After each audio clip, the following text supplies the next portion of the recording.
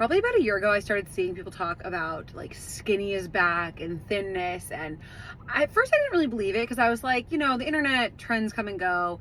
But I was like, no, people have really like moved on from the idea that like smaller is inherently better, that like being strong is important and things like that.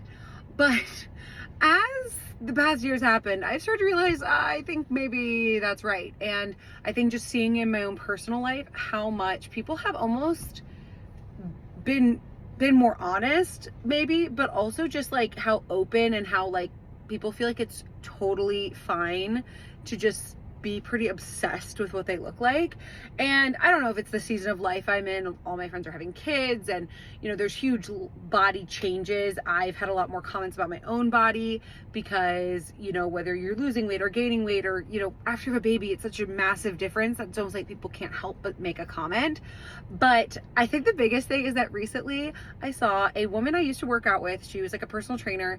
I would go to her house at like 5 a.m. before work when I used to work a corporate job and work out with her, and she was all about being strong and like longevity. It was really about like living long, having a lot of muscle mass and things like that.